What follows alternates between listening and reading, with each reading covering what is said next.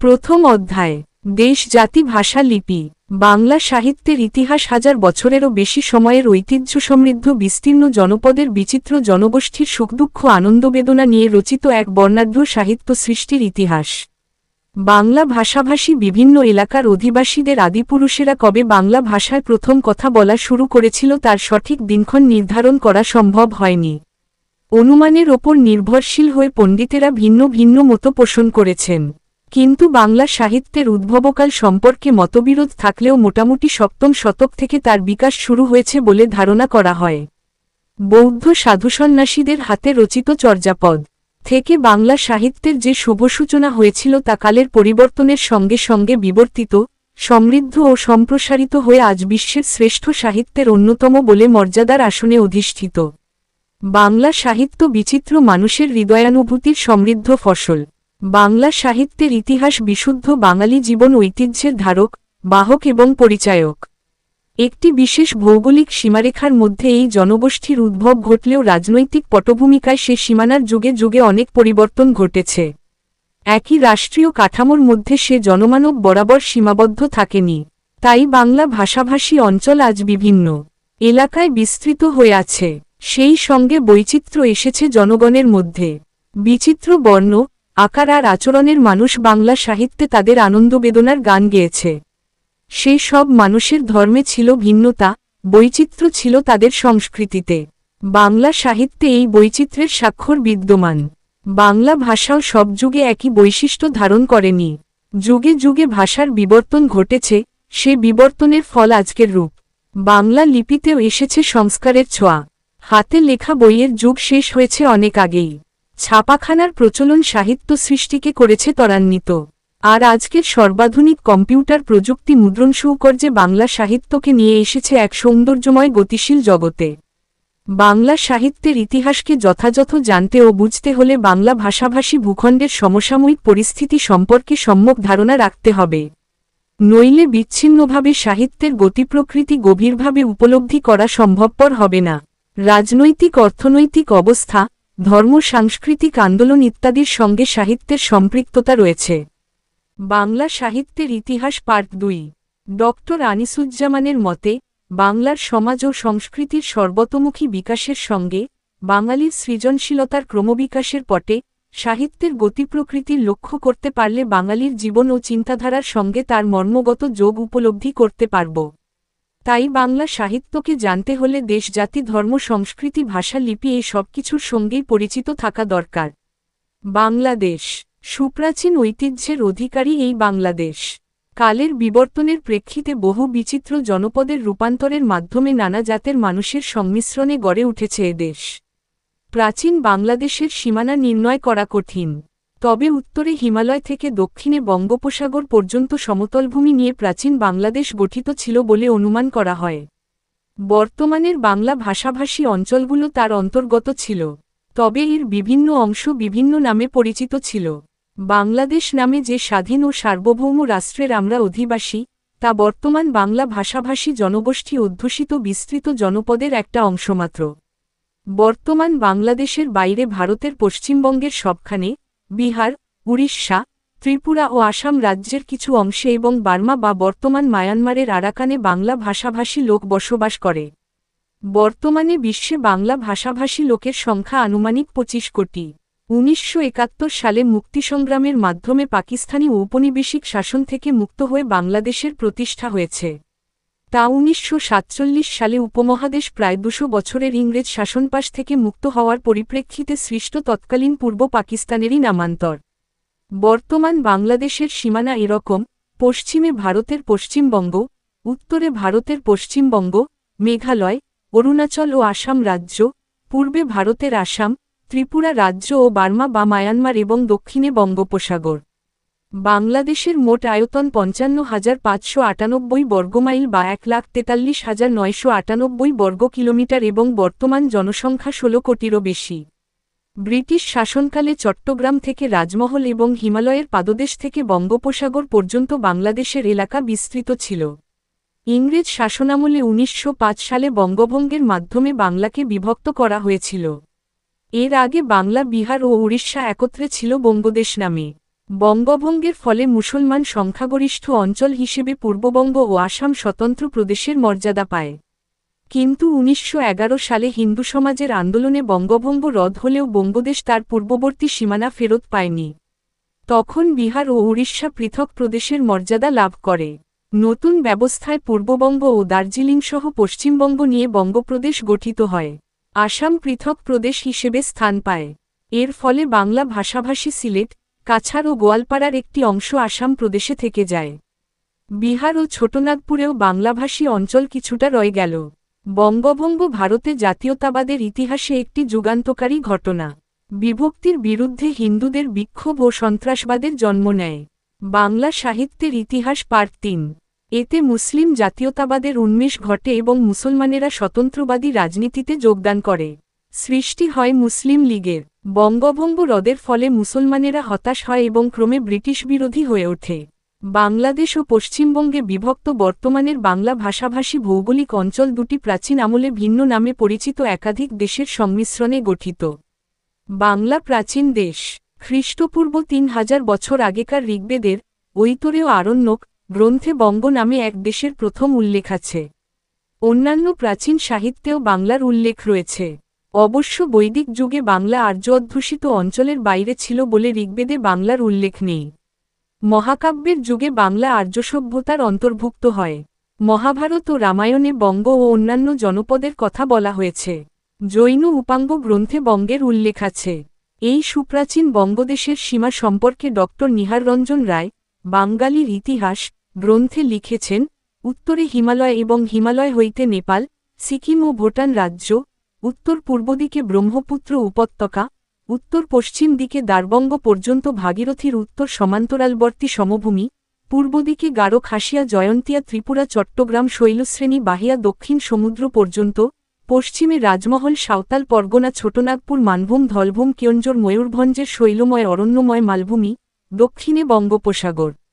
এই প্রাকৃতিক সীমাবিধৃত ভূমিখণ্ডের মধ্যেই প্রাচীন বাংলার গৌড়পুন্ড্র বরেন্দ্রীয় রারা সূক্ষ্ম তাম্রলিপ্তি সমতট বঙ্গ বঙ্গাল হরিকেল প্রভৃতি জনপদ।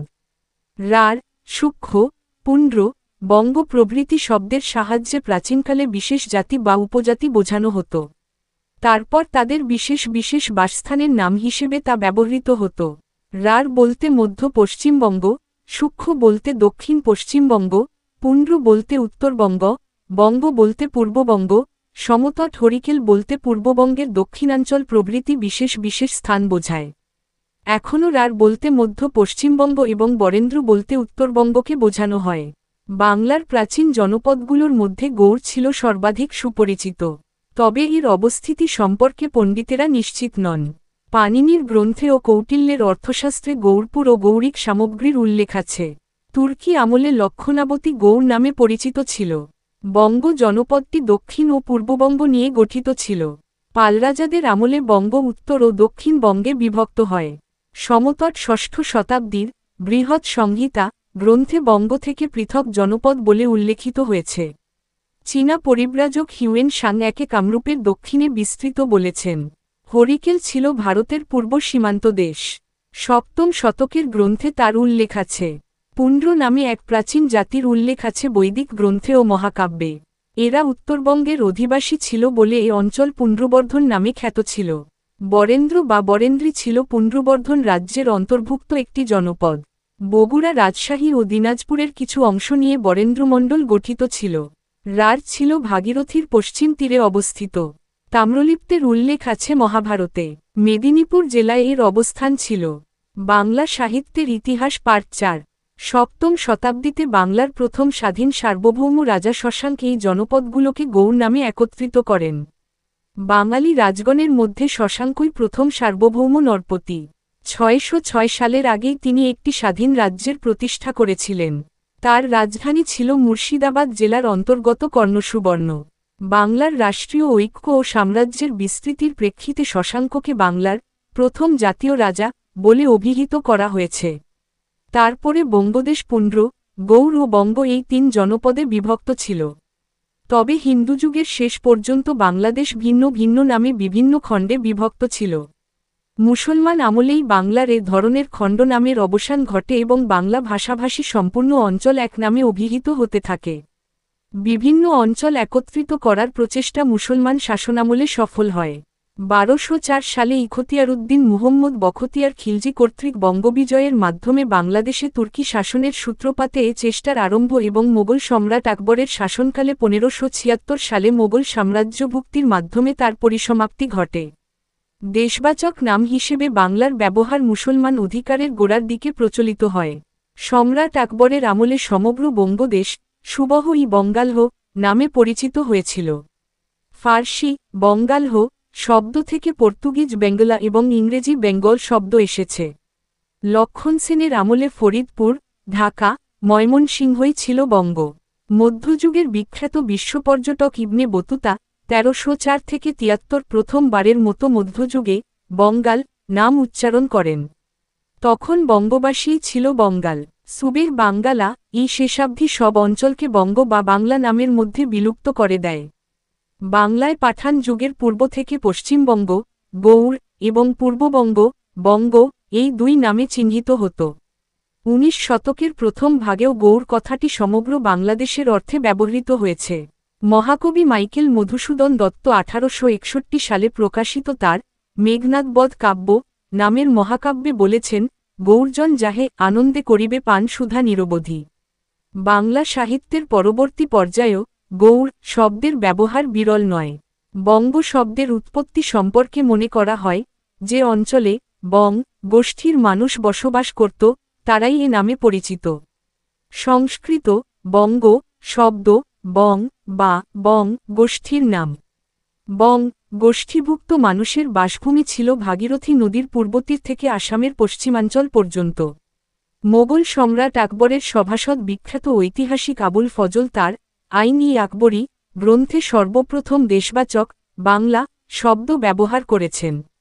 তিনি এর উৎপত্তি সম্পর্কে দেখিয়েছেন যে, এ দেশের প্রাচীন নাম বঙ্গ, এর সঙ্গে বাঁধ বা জমির সীমাবাচক আল, আলি, আইল প্রত্যয়যোগে বাংলা শব্দ গঠিত হয়েছে। আবুল ফজলের মতে, চট্টগ্রাম থেকে গড়হি, রাজমহল পর্যন্ত বিস্তৃত অঞ্চলের প্রাচীন নাম ছিল বঙ্গ। এখানকার প্রাচীন রাজারা 10 গজ উঁচু ও 20 গজ প্রশস্ত আল বা বাঁধ নির্মাণ করতেন। ভৌগোলিক ও প্রাকৃতিক বৈশিষ্ট্যের দিক থেকে বাংলাদেশ স্বাতন্ত্র্যের দাবিদার। সুজলা সুফলা শস্যশ্যামলা এই বাংলাদেশের বিশাল বদ্বীপ অঞ্চলটি গঙ্গা ভাগীরথী পদ্মা মেঘনা যমুনা ব্রহ্মপুত্র বাহিত পলিমাটি দিয়ে সমৃদ্ধ বলে আদিকাল থেকে বিদেশীদের প্রলুব্ধ করেছে। ফলে বিচিত্র মানুষের সমাবেশে এখানে গড়ে উঠেছে নতুন নতুন জনপদ। নদীনালা খালবিল বিধৌত এদেশের মানুষের মনমানসিকতা সৃষ্টি হয়েছে প্রকৃতির সঙ্গে মিল রেখে। দেশের ভৌগোলিক ও প্রাকৃতিক পরিবেশ সুন্দরভাবে প্রতিফলিত হয়েছে এখানকার সাহিত্য সৃষ্টিতে। বাংলার প্রাকৃতিক সীমারেখা, জলাভূমি, আবহাওয়া ইত্যাদি দেশের প্রতিরক্ষার কাজে সহায়ক হয়েছে। ফলে স্বাধীন রাজনৈতিক জীবন অক্ষুণ্ণ রেখে বাঙালিরা জাতীয় জীবনের বিকাশ ও সাহিত্য সৃষ্টির অনুকূল পরিস্থিতি লাভ করতে সক্ষম হয়েছিল। বাংলা সাহিত্যের ইতিহাস পার্ট 5। বাঙালি জাতি। বাংলার পূর্ব ও পশ্চিম সীমান্তে প্রাচীন ও নব্য প্রস্তরযুগ এবং তাম্রযুগের নিদর্শন পাওয়া গেছে বলে ঐতিহাসিকেরা উল্লেখ করেছেন। এই সকল যুগে বাংলার পার্বত্য সীমান্ত অঞ্চলেই মানুষ বাস করত এবং ক্রমে তারা অন্যত্র ছড়িয়ে পড়ে। বর্তমান বাঙালি জনগোষ্ঠী বহুকাল ধরে নানা জাতির সমন্বয়ে গড়ে উঠেছে। এর মূল কাঠামো সৃষ্টির কাল প্রাগৈতিহাসিক যুগ থেকে মুসলমান অধিকারের পূর্ব পর্যন্ত বিস্তৃত। সমগ্র বাঙালি জনগোষ্ঠীকে দুভাগে ভাগ করা যায়, ক প্রাক আর্য বা অনার্য নরগোষ্ঠী এবং খ আর্য নরগোষ্ঠী। এদেশে আর্যদের আগমনের পূর্ব পর্যন্ত অনার্যদেরই বসতি ছিল। এই প্রাক আর্য নরগোষ্ঠী বাঙালি জীবনের মেরুদণ্ড। আর্যদের আগমনে সে জীবন উৎকর্ষমণ্ডিত হয়ে ওঠে। বৈদিক যুগে আর্যদের সঙ্গে বাংলাদেশবাসীর কোন সম্পর্ক ছিল না। বৈদিক গ্রন্থাদিতে বাংলার নরনারীকে অনার্য ও অসভ্য বলে উল্লেখ করা হয়েছে। বাংলার আদিম অধিবাসী আর্যজাতি থেকে উদ্ভূত হয়নি। আর্যপূর্ব জনগোষ্ঠী মূলত নেগ্রিটো, অস্ট্রিক, দ্রাবিড় ও ভোটচিনীয় এই 4 শাখায় বিভক্ত ছিল। নিগ্রোদের মতো দেহগঠনযুক্ত এক আদিম জাতির এ দেশে বসবাসের কথা অনুমান করা হয়। কালের পরিবর্তনে তাদের স্বতন্ত্র অস্তিত্ব এখন বিলুপ্ত। অস্ট্রো এশিয়াটিক বা অস্ট্রিক গোষ্ঠী থেকে বাঙালি জাতির প্রধান অংশ গড়ে উঠেছে বলে গবেষকগণের ধারণা। কেউ কেউ তাদের নিষাদ জাতি বলেন। প্রায় ৫-৬ হাজার বছর পূর্বে ইন্দোচীন থেকে আসাম হয়ে বাংলায় প্রবেশ করে অস্ট্রিক জাতি নেগ্রিটোদের উৎখাত করে। এরাই কোল, ভিল, সাঁওতাল, মুন্ডা প্রভৃতি উপজাতির পূর্বপুরুষ হিসেবে চিহ্নিত। বাঙালির রক্তে এদের প্রভাব আছে। বাংলা ভাষার শব্দে ও বাঙালি জীবনের সংস্কৃতিতে এরা প্রভাব বিস্তার করেছে। অস্ট্রিক জাতির সমকালে বা কিছু পরে প্রায় ৫,০০০ বছর পূর্বে দ্রাবিড় জাতি এদেশে আসে এবং সভ্যতায় উন্নততর বলে তারা অস্ট্রিক জাতিকে গ্রাস করে। অস্ট্রিক ও দ্রাবিড় জাতির সংমিশ্রণেই সৃষ্টি হয়েছে আর্যপূর্ব বাঙালি জনগোষ্ঠী। এদের রক্তধারা বর্তমান বাঙালি জাতির মধ্যে প্রবহমান। অস্ট্রিক দ্রাবিড় গোষ্ঠীর জনসমষ্টির মিশ্রণে যে জাতির প্রবাহ চলেছিল, তার সঙ্গে আর্য জাতি এসে সংযুক্ত হয়ে গড়ে তুলেছে বাঙালি জাতি। এ জন্য প্রাক আর্য আদিম জাতি বাঙালি জনসাধারণের ৩/৪ অধিকার করে রয়েছে। বাংলা ভাষা ও গ্রামীণ জীবনে এদের স্পষ্ট প্রভাব থাকলেও বাংলাদেশে আর্য অভিযানের পর অস্ট্রিক দ্রাবিড় জনগোষ্ঠী আর্য ভাষা ও জীবনধারার সঙ্গে মিশে গেছে। অস্ট্রিক দ্রাবিড় জাতির সঙ্গে মঙ্গোলীয় বা ভোটচীনীয় গোষ্ঠীর জনসমষ্টির সংমিশ্রণ ঘটে। বাংলাদেশে আর্যীকরণের পরেই এদের আগমন ঘটে বলে বাঙালির রক্তের সঙ্গে এদের মিশ্রণ উল্লেখযোগ্য নয়। বাংলার উত্তর ও উত্তর-পূর্ব সীমান্তে এদের অস্তিত্ব রয়েছে। গারো, কোচ, ত্রিপুরা, চাকমা ইত্যাদি উপজাতি এই গোষ্ঠীভুক্ত। মৌর্য বিজয় থেকে গুপ্ত বংশের অধিকার পর্যন্ত অর্থাৎ খ্রিস্টপূর্ব ৩০০ অব্দ থেকে খ্রিস্টীয় ৫০০ অব্দ পর্যন্ত সময়ে মোট ৮০০ বছর ধরে বাংলাদেশে ক্রমে ক্রমে আর্যীকরণের পালা চলে। তবে চতুর্থ ও পঞ্চম শতাব্দীতে গুপ্তযুগেই বাংলাদেশে আর্য ভাষা ও সংস্কৃতি দৃঢ়মূল হয়। আর্যরা ব্রহ্মবর্ত ত্যাগ করে প্রথমে আর্যাবর্তে বা উত্তর ভারতে আগমন করে এবং পরে মগধ, অঙ্গ, মিথিলা, কলিঙ্গ, রাঢ়বঙ্গে নিজেদের ভাষা ও সংস্কৃতির অপ্রতিহত প্রভাব বিস্তার করতে সক্ষম হয়। খ্রিস্টীয় অষ্টম শতকের দিকে সেমীয় গোত্রের আরবীয়েরা ইসলাম ধর্ম প্রচার ও ব্যবসা বাণিজ্যের মাধ্যমে বাঙালি জাতির সঙ্গে সংমিশ্রিত হয়। তাদের অনুসরণে নেগ্রিটো রক্তবাহী হাবশিরাও এদেশে আসে। এদেশে মুসলমান শাসন প্রতিষ্ঠার আগেই মুসলিম বণিক ও ধর্মপ্রচারক এদেশে আগমন করেন। মুসলমান শাসনামলে বহু তুর্কি, আরবীয়, ইরানি, হাবশি, আফগান ও মোগল মুসলমান বাংলাদেশে বসতি স্থাপন করেন। এমনিভাবে অন্তত ১৫০০ বছরের অনুশীলন, গ্রহণ, বর্জন ও রূপান্তরীকরণের মাধ্যমে বাঙালির জনজীবন গড়ে উঠেছে। তাই বর্তমান বাঙালি জাতি অস্ট্রিক, দ্রাবিড়, আর্য, মঙ্গোলীয়, সেমীয়, নিগ্রো ইত্যাদি বিভিন্ন জনগোষ্ঠীর রক্তধারার সংমিশ্রণে এক বিচিত্র জনসমষ্টি হিসেবে বিদ্যমান। বাংলার ইতিহাসের ধারা গ্রন্থে ভূপেন্দ্রনাথ দত্ত বিভিন্ন নরগোষ্ঠীর সংমিশ্রণে গঠিত বাঙালি জাতির মধ্যে মিশ্রণের হার এভাবে দেখিয়েছেন: বাঙালি রক্তের মধ্যে শতকরা ৬০% অস্ট্রেলীয়, ২০% মঙ্গোলীয়, ১৫% নেগ্রিটো এবং ৫% অন্য নানা নরগোষ্ঠীর রক্ত মিশেছে। নিষাদ, কোল, ভিল, মুন্ডা, সাঁওতাল, শবর, পুলিন্দ, মালপাহাড়ি প্রভৃতি হল অপেক্ষাকৃত স্বল্পসংখ্যক আদি অস্ট্রেলীয় বা ভেড়দিড। আর কিরাত, রাজবংশী, নাগা, কোচ, মেচ, মিজ্জার, কুকি, চাকমা, আরাকানি প্রভৃতি হচ্ছে স্বল্পসংখ্যক মঙ্গোলীয়। এই সঙ্গে গৌড়, মালব, চৌর, শক, হুন, কুলিক, কর্ণাট, লাট, দ্রাবিড়, মুন্ডা, কুষাণ, ইউচি, আরব, ইরানি, হাবশি, গ্রিক, তুর্কি, আফগান, মোগল, পর্তুগিজ, ওলন্দাজ, ফরাসি ও ইংরেজ রক্তও মিশেছে। ড. আহমদ শরীফ মন্তব্য করেছেন, কোল, ভিল, ওরাও, মুন্ডা, সাঁওতাল, দ্রাবিড়, চাকমা, নাগা, কুকি, আর্য, শক, হুন, তুর্কি, মুঘল, আরব, ইরানি, হাবশি প্রভৃতি দুনিয়ার নানা গোষ্ঠী, গোত্র ও জাতির সমবায় উদ্ভূত আধুনিক বাঙালি জাতির মধ্যে তাই বিচিত্র আচার সংস্কার, চারিত্রিক বৃত্তি, প্রবৃত্তি ও রুচি সংস্কৃতির আভাস আজও দুর্লভ নয়। দেহাকৃতিগত বৈচিত্র্যও কি কম? মানুষের জীবনাচরণের সঙ্গে ধর্মের ঘনিষ্ঠ সম্পর্ক বিদ্যমান। তার প্রেক্ষিতে বাঙালি জনজীবনে বিভিন্ন সময়ে নানা ধর্মের প্রভাব পড়েছে। বাংলা সাহিত্যের ইতিহাসেও ধর্মের ব্যাপক প্রভাব লক্ষ্য করা যায়। প্রাচীন ও মধ্যযুগের বাংলা সাহিত্যে ধর্মীয় বিষয়ের প্রাধান্য ছিল। আধুনিক যুগের পরিসীমায় ধর্মীয় সাহিত্যের সৃষ্টিও কম নয়। বাঙালি জনগোষ্ঠীর আচরিত ধর্ম এ ধরনের সাহিত্য সৃষ্টির পেছনে কাজ করেছে। এদেশে আর্যধর্ম বিস্তারের আগে বাংলার ধর্মমত সম্বন্ধে সঠিক বিবরণ মিলে না। আর্য সভ্যতার সংস্পর্শে এদেশে বৈদিক ধর্মের প্রচলন হয়। সম্রাট অশোকের সময় এদেশে বৌদ্ধ ধর্মের প্রসার ঘটে। তখন জৈন ধর্মেরও প্রচলন হয়। গুপ্তযুগে এদেশে ব্রাহ্মণ্যধর্ম ও তান্ত্রিক মতবাদের ব্যাপক প্রসার শুরু হয়। অষ্টম শতক থেকে বৈষ্ণব ধর্মের সম্প্রসারণ ঘটে। গুপ্ত যুগে শৈব ধর্মের প্রচলন ছিল। প্রাচীনকালে বাংলায় শাক্ত মত প্রচলিত ছিল। পাল রাজাদের আমলে বৌদ্ধ ধর্ম পুনরায় ব্যাপকতা লাভ করে। পাল যুগের পর এদেশে বৌদ্ধ ধর্ম সহজিয়া ধর্মরূপে জনপ্রিয় হয়ে ওঠে। সহজিয়া ধর্মমতের আচার্যগণ সিদ্ধাচার্য নামে পরিচিত। সেন রাজাদের আমলে পৌরাণিক হিন্দু ধর্ম প্রবল রূপ ধারণ করে। তবে হিন্দু নামে একই জাতির পরিচয় বিধৃত হয় মুসলিম শাসনামলে। পরবর্তীকালে মুসলমানদের আগমনের সঙ্গে সঙ্গে এদেশে ইসলাম ধর্মের সম্প্রসারণ ঘটে। পর্তুগিজ ও ইংরেজ আগমনে এদেশে প্রচলিত হয় খ্রিস্ট ধর্ম। এভাবে বাংলাদেশে বিভিন্ন ধর্মমতের জনগোষ্ঠীর সমাবেশ ঘটেছে। বাংলা সাহিত্যে আছে তার বিচিত্র প্রতিফলন। বাংলার প্রাচীন ধর্মশাস্ত্রে বাঙালির উন্নত নৈতিক চরিত্রের পরিচয় পাওয়া যায়।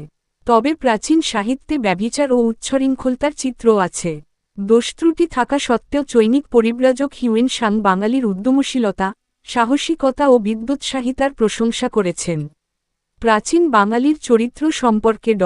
নিহাররঞ্জন রায় মন্তব্য করেছেন, শাস্ত্রচর্চা ও জ্ঞানচর্চায় বুদ্ধি ও যুক্তি অপেক্ষা প্রাণধর্ম ও হৃদয়াবেগের প্রাধান্য। আবর্তন ও বিপ্লব, দুঃসাহসী সমন্বয়, সাঙ্গীকরণ ও সমীকরণ যেন বাঙালির চারিত্রিক বৈশিষ্ট্য।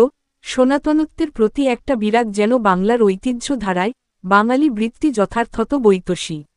যে আদর্শ, যে ভাবস্রোতের আলোড়ন, ঘটনার যে তরঙ্গ কখন আসিয়া লাগিয়াছে, বাংলাদেশ তখন বেতশ্লতার মতো নুইয়া পড়িয়া অনিবার্য বোধে তাহাকে মানিয়া লইয়াছে এবং ক্রমে নিজের মতো করিয়া তাহাকে গড়িয়া লইয়া নিজের ভাব ও রূপদেহের মধ্যে তাহাকে সমন্বিত ও সমীকৃত করিয়া লইয়া আবার বেতশ্লতার মতোই সোজা হইয়া স্বরূপে দাঁড়াইয়াছে।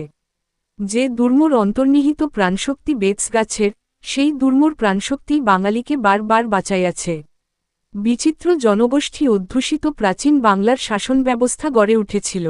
কিন্তু গুপ্ত পূর্ব যুগের শাসনপদ্ধতি সম্পর্কে তেমন তথ্য পাওয়া যায়নি। তবে প্রাচীনকালে রচিত গ্রন্থে কয়েকটি ক্ষুদ্র জাতির উল্লেখ থেকে তাদের সংঘবদ্ধ জীবনযাপনের কথা জানা যায়। গ্রিক লেখকদের বর্ণনা থেকে জানা যায় যে, খ্রিস্টপূর্ব ৪র্থ শতকের আগেই বাংলায় রাজতন্ত্রের বিকাশ ঘটেছিল। মৌর্য যুগে বাংলার শাসনপদ্ধতি সম্পর্কেও সঠিক বিবরণ পাওয়া যায় না। তবে গুপ্তযুগে বাংলায় শাসনপদ্ধতির সুস্পষ্ট বিবরণ রয়েছে। বাংলার কিছুটা অংশ গুপ্ত শাসকদের অধীনে ছিল, বাকিটা ছিল সামন্তরাজাদের শাসনাধীন। পরে পাল রাজারা ৪০০ বছর বাংলার ওপর শাসন ক্ষমতা বিস্তার করে রাখেন। পালদের শাসনপদ্ধতি পরবর্তীকালে চন্দ্র, বর্মন, কম্বোজ ও সেন রাজারা অনুসরণ করেন। এভাবে পঞ্চম ও ষষ্ঠ শতকের আগে থেকেই বাংলাদেশে একটি সুনিয়ন্ত্রিত শাসন ব্যবস্থা গড়ে উঠেছিল। প্রাচীন বাংলার এই পর্যায়ে সাংস্কৃতিক ইতিহাসের সমৃদ্ধি ঘটে। আর্যদের আগমনে এদেশে আর্যদের ভাষাই প্রাধান্য পায়। হিন্দু শাসনামলে বাংলাদেশে সংস্কৃত ভাষার ব্যবহার প্রাধান্য পেয়েছিল। পাল রাজাদের আমলে বৌদ্ধ সাহিত্য সমৃদ্ধি লাভ করে। সেনযুগে ছিল সংস্কৃতের প্রাধান্য। প্রাচীন যুগে স্থাপত্য, ভাস্কর্য শিল্পকলার বিকাশ ঘটে। প্রাচীন বাংলার অর্থনৈতিক জীবন ছিল কৃষিনির্ভর। তবে শিল্পও বিকাশ লাভ করেছিল। এই সমৃদ্ধির জন্য বাংলাদেশের সঙ্গে বিদেশিদের বাণিজ্যিক সম্পর্ক গড়ে ওঠে। বাংলা সাহিত্যের ইতিহাস পার্ট ৬। বাংলা ভাষা। বাংলাদেশের অধিবাসীরা প্রথম থেকেই বাংলা ভাষায় কথা বলত না। বাংলা প্রাচীন ভারতীয় আর্য ভাষাগোষ্ঠীর অন্যতম ভাষা হিসেবে বিবর্তিত হয়েছে। তাই প্রাক আর্য যুগের অস্ট্রিক ও দ্রাবিড় জনগোষ্ঠীর ভাষার সঙ্গে তা সংশ্লিষ্ট নয়। তবে সেসব ভাষার শব্দসম্ভার রয়েছে বাংলা ভাষায়। অনার্যদের তাড়িয়ে আর্যরা এ দেশে বসবাস শুরু করলে তাদেরই আর্যভাষা বিবর্তনের মাধ্যমে ক্রমে ক্রমে বাংলা ভাষার উৎপত্তি হয়েছে। বাঙালি জাতি যেমন সংকর জনসমষ্টি, বাংলা ভাষাও তেমনই সংকর ভাষা। বর্তমান বাংলা ভাষা প্রচলনের আগে গৌড় ও পুণ্ড্রের লোকেরা অসুর ভাষাভাষী ছিল বলে অষ্টম শতকে রচিত আর্যমঞ্জুশ্রী মূলকল্প নামক সংস্কৃত গ্রন্থে উল্লেখ রয়েছে। এই অসুর ভাষাভাষী লোকেরা ছিল সমগ্র প্রাচীন বঙ্গের লোক। অসুর ভাষাই অস্ট্রিক বলি। ড. মুহম্মদ এনামুল হক মন্তব্য করেছেন, বর্তমান বাংলা ভাষা প্রচলিত হইবার পূর্বে আমাদের দেশে যে এই অসুর ভাষা বা অস্ট্রিক বুলি প্রচলিত ছিল, তাহাতে কোন সন্দেহ নাই। অস্ট্রিক বুলির কিছু শব্দ ও বাকরীতি এখনও বাংলা ভাষায় ব্যবহৃত হয়। বাংলা ভাষা ইন্দো ইউরোপীয় মূল ভাষাগোষ্ঠীর অন্তর্গত। ড. মুহম্মদ শহীদুল্লাহ মনে করেছেন, আনুমানিক খ্রিস্টপূর্ব ৫,০০০ বছর আগে এই মূল ভাষার অস্তিত্ব ছিল।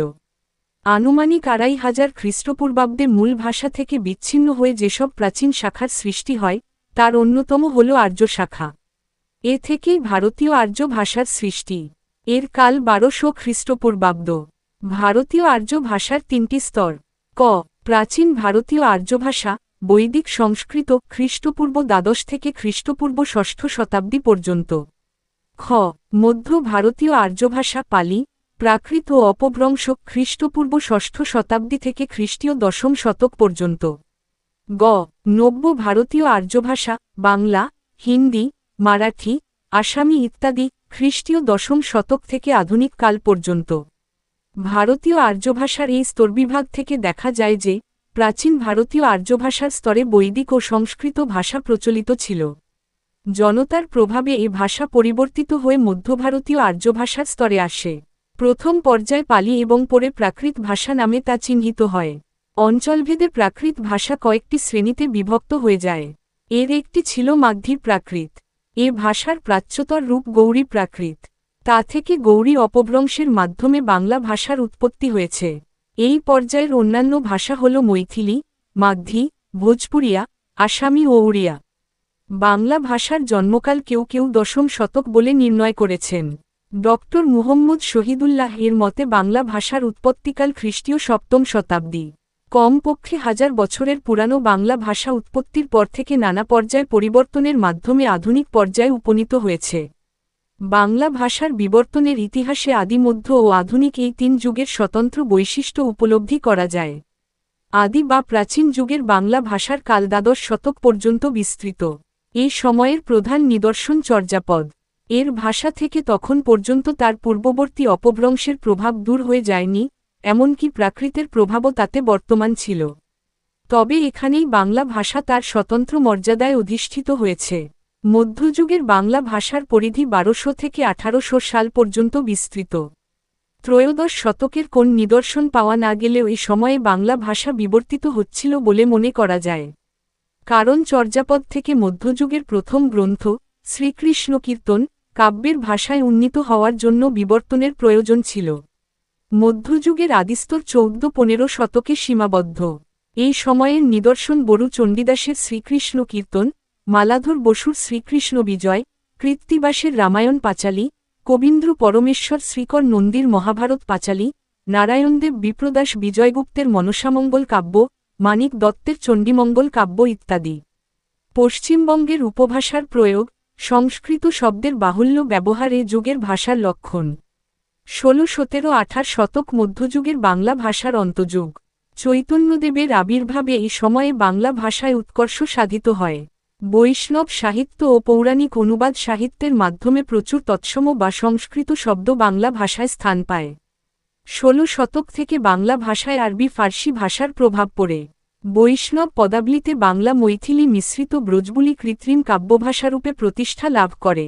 মধ্যযুগের সর্বশেষ কবি ভারতচন্দ্র রায়গুণাকর প্রচুর আরবি ফার্সি শব্দ ব্যবহার করেন। তার হাতেই বাংলা ভাষা মার্জিত রূপ লাভ করে। ১৬ শতক থেকে চিঠিপত্র দলিল দস্তাবেজে বাংলা গদ্যের ব্যবহার হতে থাকে। ১৮ শতকের মাঝামাঝি সময়ে পর্তুগিজ মিশনারিরা রোমান হরফে বাংলা গদ্যগ্রন্থ রচনা করেছিলেন। অবশ্য তার পূর্বেই বাংলা ভাষায় কিছু পর্তুগিজ শব্দ প্রবেশ করে। মধ্যযুগের বাংলা সাহিত্যের বিস্তৃত পরিধিতে বৈচিত্র্যপূর্ণ সাহিত্যের নিদর্শন রূপায়িত হয়েছে। এই সৃষ্টি দেশের বিভিন্ন অঞ্চলে ঘটেছে, আবার বহু যুগ ধরে তা ছড়িয়ে আছে। ফলে ভাষার বৈচিত্র্য খুব স্বাভাবিকভাবেই এসব সৃষ্টির মধ্যে লক্ষ্য করা যায়। বাংলা ভাষা তখন বিবর্তনের মাধ্যমে উৎকর্ষের দিকে ধাবিত হয়েছে। ভাষায় এসেছে নানা জাতের শব্দ, এসেছে শব্দের বিচিত্র প্রয়োগ। সব ক্ষেত্রেই সমৃদ্ধি সাধনের একটা নিরলস প্রচেষ্টা লক্ষণীয় ছিল। প্রতিভাশালী লেখকের হাতে ভাষা উৎকর্ষমণ্ডিত হয়েছে। ভাষা ব্যবহারের দিক থেকে বাস্তবধর্মিতার বৈশিষ্ট্য প্রকাশ পেয়ে ভাষাক্রমেই জীবনানুসারী হয়ে উঠেছিল। বাংলা সাহিত্যের মধ্যযুগের ভাষা তাই বিচিত্র পরীক্ষা নিরীক্ষার নিদর্শন হিসেবে বিবেচনার যোগ্য। আধুনিক বাংলা ভাষার স্তর ১৮০০ সাল থেকে শুরু হয়ে সাম্প্রতিককাল পর্যন্ত প্রবহমান। এ যুগের প্রথম থেকেই বাংলা গদ্যের ব্যাপক ব্যবহার শুরু হয়। প্রথম দিকে কিছুটা জোরতা থাকলেও ১৯ শতকের দ্বিতীয়ার্ধ থেকে বাংলা গদ্যের একটা পরিণত রূপ গড়ে ওঠে। কলকাতা অঞ্চলের কথ্য ভাষাও গদ্যরীতি হিসেবে স্বীকৃতি লাভ করে। সমগ্র বাংলাদেশে যে কৃত্রিম সাহিত্যিক ভাষা একমাত্র ব্যবহার্য ভাষা হিসেবে প্রচলিত হয়, তাই সাধুভাষা নামে পরিচিত। এ ভাষা সংস্কৃত ভাষা। পরবর্তী পর্যায়ে কথ্য ভাষারীতি সাহিত্যে স্থান গ্রহণ করে এবং ২০ শতকের দ্বিতীয় দশক থেকে কথ্য বা চলিত ভাষা সাধু ভাষার পাশাপাশি চলতে থাকে। সাম্প্রতিক কালের সাহিত্যে সাধুরীতির চেয়ে কথ্যরীতির প্রাধান্য বেশি পরিলক্ষিত হয়।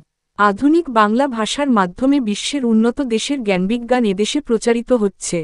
ফলে আধুনিক চিন্তা ভাবনার বাহন হিসেবে বাংলা ভাষা ক্রমেই অধিকতর যোগ্য হয়ে উঠছে। তাছাড়া বাংলা এখন রাষ্ট্রভাষা হিসেবে বৈচিত্র্যপূর্ণ ব্যবহারে নিজের যথোপযুক্ততা প্রমাণ করছে এবং প্রয়োজনবোধে বাইরের প্রভাবে নিজেকে আরও সমৃদ্ধ করে তুলছে। আধুনিক বাংলা ভাষা কিছুটা পরিবর্তনের মাধ্যমে এখনও সম্প্রসারমান। ছাপাখানা ভাষাকে স্থায়ী রূপ দান করলেও তার পরিবর্তন অব্যাহত রয়েছে। বাংলা গদ্যের প্রথম দিকে ইসলামী ও সংস্কৃত প্রভাব, ক্রিয়াপদ ও সর্বনামে পুরানো বৈশিষ্ট্য, সংস্কৃত বাক্যবিন্যাস ও সমাস সন্ধির গুরুভার ১৯ শতকের দ্বিতীয়ার্ধে ক্রমে হ্রাস পেয়েছে। ভাষায় স্থান লাভ করেছে কলকাতা কেন্দ্রিক চলিত রীতি। এখনও ভাষায় স্বাভাবিক বৈশিষ্ট্য হিসেবে তার পরিবর্তন চলছে।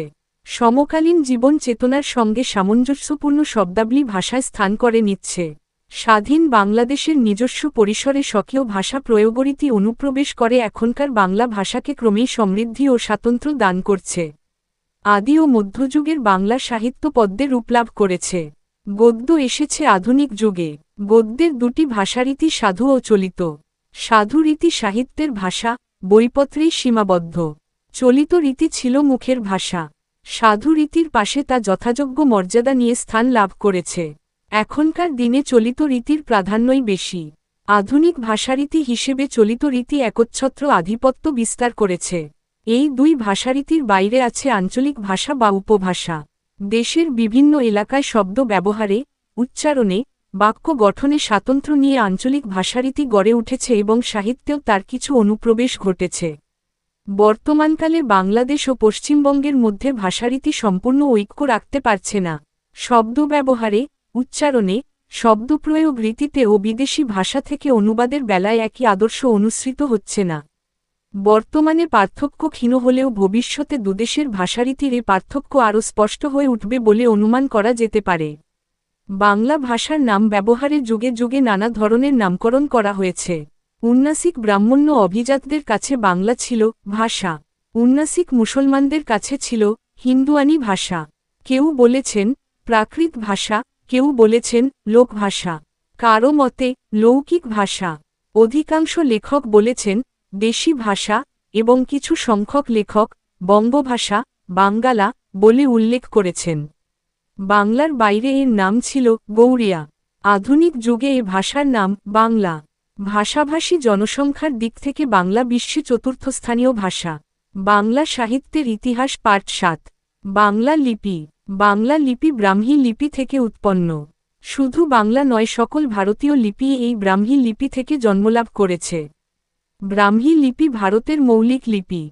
সিংহলি, ব্রহ্মী, শ্যামী, জবধিপি ও তিব্বতী লিপির উৎস ব্রাহ্মী লিপি। সম্রাট অশোকের অনুশাসন সুগঠিত ব্রাহ্মী লিপিতেই উৎকীর্ণ। ব্রাহ্মী লিপির সমসাময়িক কালে উত্তর পশ্চিম ভারতে খরষ্ঠী লিপির প্রচলন ছিল। পরে ব্রাহ্মী লিপি সে স্থান অধিকার করে। অষ্টম শতাব্দীতে ব্রাহ্মী লিপি থেকে পশ্চিমা লিপি, মধ্য ভারতীয় লিপি ও পূর্বী লিপি এই তিনটি শাখার সৃষ্টি হয়। উত্তর পূর্বাঞ্চলের প্রাচীন ব্রাহ্মী লিপি থেকে উদ্ভব হয়েছে মধ্য ভারতীয় ও পূর্বী লিপির এবং দক্ষিণী ব্রাহ্মী লিপি থেকে দক্ষিণ পশ্চিমের নাগরী লিপির উদ্ভব হয়েছে। পূর্বী লিপি থেকেই বাংলার জন্ম। নাগরী লিপি বাংলা অক্ষরের চেয়ে পুরানো নয়। উত্তর পশ্চিমা লিপি ষষ্ঠ শতক থেকে উত্তর পূর্বাঞ্চলের লিপিকে স্থানচ্যুত করে। তবে সপ্তম শতকে উত্তর পূর্ব ভারতে পূর্বী লিপি পুনঃপ্রতিষ্ঠিত হয়। নাগরী লিপি পূর্ব ভারতে কিছুকাল প্রাধান্য বজায় রেখেছিল, কিন্তু পূর্ব ভারতে পূর্বী লিপি অক্ষত থাকে এবং একাদশ-দ্বাদশ শতকের মধ্যেই এই পূর্বী লিপি থেকে বাংলা লিপির উদ্ভব হয়েছে। সেন যুগে বাংলা লিপির গঠনকার্য শুরু হলেও পাঠান যুগে তার মোটামুটি স্থায়ী আকার লাভ করে। 1800 সালে শ্রীরামপুর মিশন প্রেস স্থাপিত হওয়ার পূর্ব পর্যন্ত সুদীর্ঘ সময়ে হাতে লেখা হয়েছে বলে বাংলা লিপি নানা পরিবর্তনের মাধ্যমে অগ্রসর হয়েছে। ছাপাখানার প্রভাবে পরবর্তীকালে বাংলা লিপির তেমন কোন পরিবর্তন ঘটেনি। উড়িয়া, মৈথিলি ও আসামি লিপির ওপর বাংলা লিপির প্রভাব বিদ্যমান। আসামি ও বাংলা অক্ষরের মধ্যে গুটিকয়েক অক্ষর ছাড়া কোন পার্থক্য নেই। বাংলা ভাষাভাষী জনগোষ্ঠী বিভিন্ন রাষ্ট্রে বিভক্ত হলেও বাংলা লিপির কোন ব্যবধান সৃষ্টি হয়নি। শব্দসম্ভার। বাংলা ভাষার শব্দসম্ভারকে 5 ভাগে ভাগ করা যায়। 1. তৎসম, 2. অর্ধতৎসম, 3. তদ্ভব, 4. দেশি ও 5.